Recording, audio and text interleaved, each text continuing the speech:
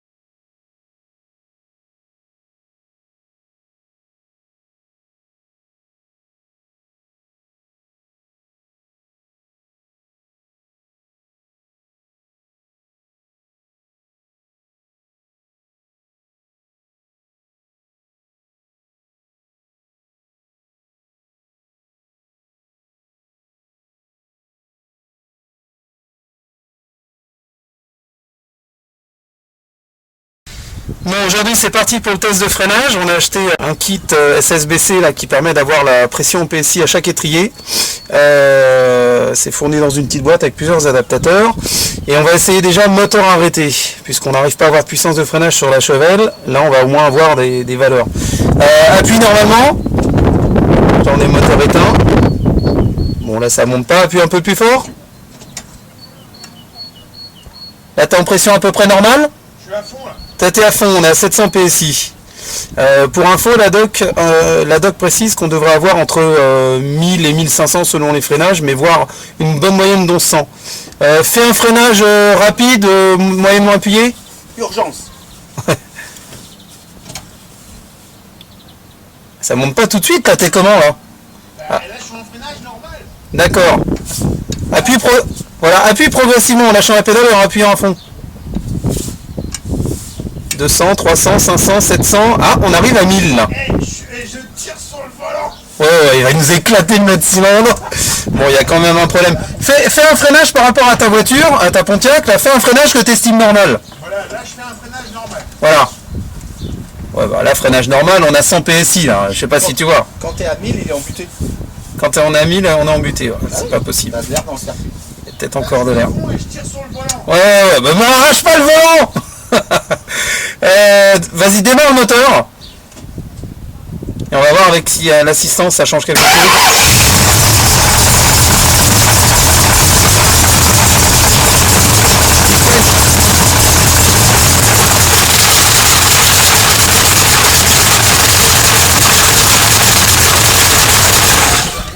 900 PSI et t'étais à fond, je présume. Ah ouais, je suis à fond en tirant sur le volant. Il va m'arracher le volant, le mec, tiens. Je vous filme quand même là. Et ça change. Monsieur roule dans une chiotte là, comment ça s'appelle? Mon freine sa chiotte, c'est vrai. Ouais, je trouve un Pontiac Transam qui a des freins. Transam qui a des freins, ouais. Là c'est un tracteur. Il a des freins, mais il cherche des chevaux. Wow, j'en ai plein. T'as vu dépression, pas de dépression, c'est pareil. On est dans la merde là. Non. Pression, dépression, il a raison. Donc tu vois. Salut Joaquin. Non, tu vas être sur la vidéo, tu vas être célèbre. YouTube. T'as pas un Je vous présente le métronome portugais. C'est la merde. Non, c'est pas la merde, c'est la merde. C'est la merde, il y a de l'air, bon, on va refaire les purges. Ça tombe bien, j'ai de la manœuvre, j'ai des commis. Hein? Allez, c'est parti, je coupe et puis on va faire la suite.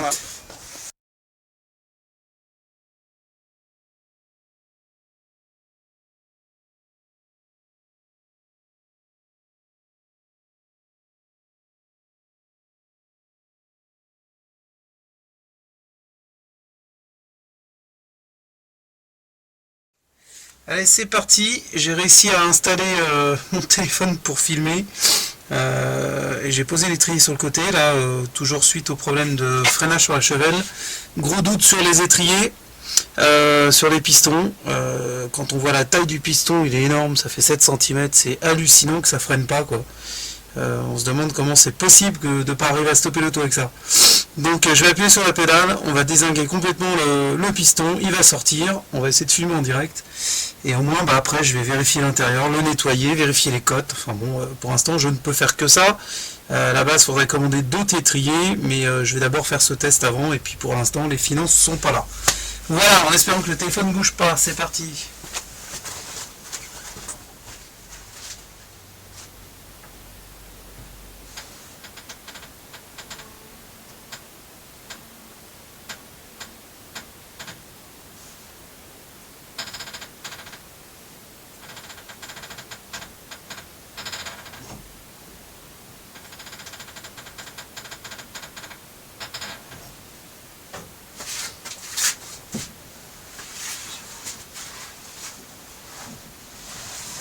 Je viens voir 2 minutes pour savoir si ça a bougé.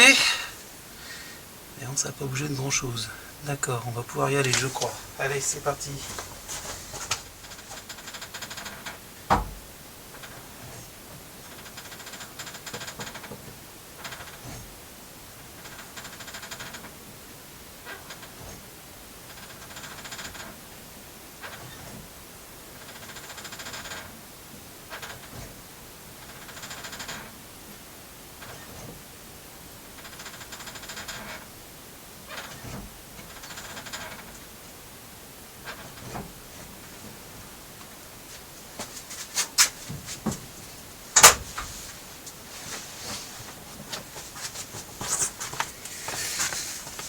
Bon, il a même pas bougé. J'avais enlevé du liquide par précaution.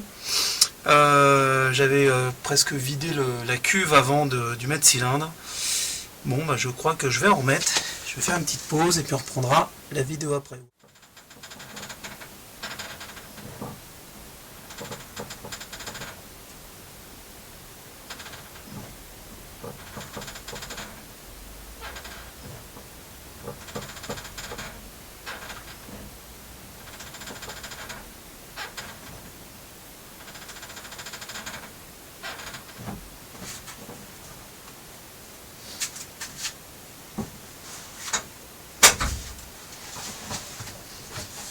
Alors qu'est-ce que ça donne? Ça bouge ou ça bouge pas?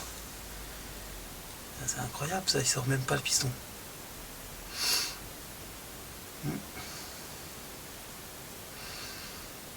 Là, il y a un schmilblick quelque part là. Il a bougé d'1 millimètre le truc, tout cassé. Ouais.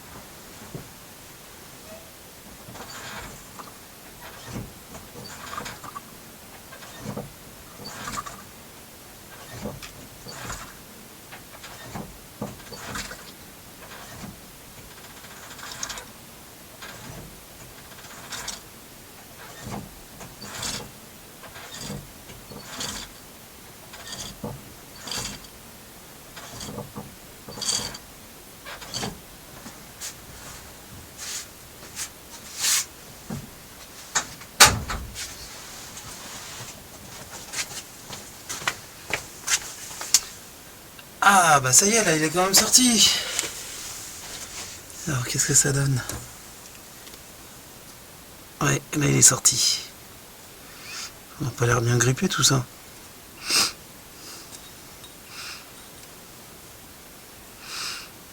Ça n'a pas l'air grippé du tout.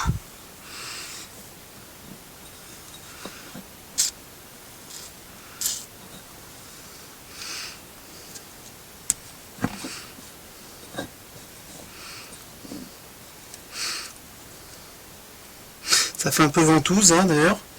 Ça semble comme étanche. Bah voilà, tac, ça y est, c'est parti. Ça coule. Là, il n'y a pas de doute. Faudra refaire une purge, hein, les copains. Bon, en attendant, ils semblent pas bien grippés. Hein. Vraiment bizarre cette histoire. Je vais essayer de vous faire voir à l'intérieur. Bon, déjà le piston.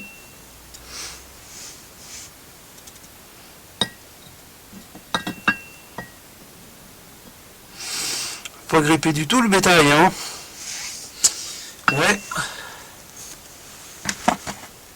Je sais pas où est ce putain de problème, mais ça commence à... Excusez, la vidéo va aller sur YouTube, c'est pas grave, mais ça commence à me faire sévèrement chier. Hein. Alors, et l'intérieur.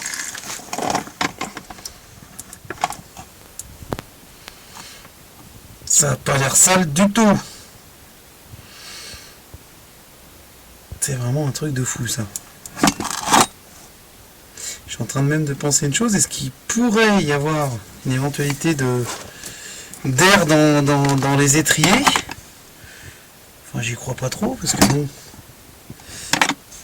on va le démonter, on va regarder, mais ça me paraît un peu gros. Je vais le démonter, je vais essayer de vous le faire voir de plus près. On va faire le tour, on va essayer de voir s'il n'y a rien de bouché ou si les trous paraissent bien usinés. À première vue, ils se démontent tellement facilement que ça me semble bizarre. Ce qui est curieux, c'est qu'au début ça sortait pas. Je vais pouvoir regarder la vidéo après puis voir dans quelle mesure il est sorti, mais au début j'avais pas du tout de réaction. Bon bah maintenant je vais faire un petit test, maintenant que j'ai bien flingué le caoutchouc là, de la petite coupelle tout autour. J'avais pas du tout compris que c'était tout un ensemble qui s'enlevait. Il y a en fait une sorte comme un petit couvercle hein, qui se soulève avec le joint. Voilà, donc j'ai flingué ça. Bon, je pense qu'on doit pouvoir en retrouver, mais on avait des doutes sur les étriers, tout au moins sur un étrier, parce que j'en ai démonté qu'un. Là, je vais me livrer à un test tout simple. Je viens de remettre le piston à l'intérieur, qui semble absolument pas grippé. Et je vais prendre mon compresseur, qui doit avoir à peine 7 bars dans la cuve, parce que là, il n'est même pas branché. Vous l'entendez souffler, là. Sachant que quand on a mis le PSI à une roue, ça correspond à, j'ai fait la conversion tout à l'heure, si je dis pas de bêtises, 63 bars. Donc vous voyez la différence quoi. Là, en forçant à peine avec 8 bars, je vais réussir à faire sortir le piston sans difficulté, regardez. Je vais essayer de le mettre avec de la lumière. Je vais doucement, je l'appuie même pas. Voilà. Il est déjà sorti le truc. Alors c'est quand même hallucinant. Puisqu'on a réussi à avoir des relevés d'environ 700, 800, 900, voire 1000 PSI en appuyant à fond, qu'on n'arrive pas à bloquer les disques. Là, je ne comprends pas, je nage en plein délire. Je suis en pleine incertitude, je pige pas. Pour moi, il n'y a rien de grippé là. Si j'arrive à le sortir avec 7 barres de pression, il devrait venir freiner et écraser les disques avec 60 barres de pression, c'est pas possible. Donc autrement dit 1000 PSI ou 800 à peu près quoi. C'est du délire. Je pige pas. Donc là, bon, j'ai bousillé le joint, la coupelle tout autour, je pense qu'on doit pouvoir la retrouver. Et il y a le joint à l'intérieur là qui fait l'étanchéité par rapport au liquide de frein. Il faut forcer un petit peu pour le rentrer. Bon, on arrive à le rentrer, mais il a l'air d'être bien usiné, il n'a pas l'air d'être à une mauvaise taille. Hein. Je vais essayer de le rentrer là. Avec une main, je pense pas que j'y arrive. Tout à l'heure j'ai réussi presque avec deux mains, mais c'est un peu difficile. Voilà, enfin, il y a quelque chose qui n'est pas normal. Pour l'instant, je pige pas. On était persuadé que ce soit les étriers. Quand je vois un étrier qui fonctionne avec cette barre de pression, avec 62 barres, s'il n'arrive pas à sortir, là je pige pas. Hein. C'est pas les étriers qui sont grippés, c'est pas possible. Ou alors il y a un problème dans le mécanisme. Enfin, le mécanisme, il n'a pas l'air très compliqué. Quand on regarde à l'intérieur, il ne veut pas sortir, je vais le ressortir avec ça, et hop. Tac, voilà. J'ai même pas appuyé à fond de la soufflette tout à l'heure. Voilà, quand on regarde à l'intérieur de l'étrier, c'est quand même pas extraordinaire hein, comme truc. Hein. Il y a un gros trou, là le trou on voit à travers, puisque j'ai enlevé le... Quand je l'ai démonté, on a forcément enlevé la durite. Voilà, donc le liquide il arrive directement à l'intérieur de l'étrier, dans la cuve, là derrière le piston. Et un tout petit trou de fuite sur le côté là, je sais pas si vous allez le voir. Voilà, c'est la petite saignée au fond. Là. Voilà, la lumière, c'est pas le pied. Voilà, cette petite saignée au fond, ça donne sur un trou qui arrive donc à la vis de purge ici. Voilà, donc quand on purge, on appuie sur la pédale, on fait le système de purge classique, et c'est à cet endroit-là qu'on chasse l'air. Et ensuite, une fois qu'on a chassé l'air, bah, théoriquement, le piston est poussé par le liquide de frein qui vient de la durite. Quoi. Voilà, c'est galère. C'est galère. Je pense comprendre l'intégralité d'un système de freinage, mais alors là, il y a quelque chose qui m'échappe, comme à pas mal de copains d'ailleurs en ce moment. Pas de puissance de freinage, je vois pas où ça vient, là, je pige plus. 2 mètres cylindres de changer, 2 servo-freins, 2 master vac, les durites sont changées, tout le reste du système est neuf, Là on a des étriers qui sont pas piqués pour un rond. Ils sortent avec 7 PSI de pression, enfin 7 bars, et ça fonctionne pas. Voilà, s'il y en a qui ont des idées, je suis preneur. Allez, bonne journée à tous.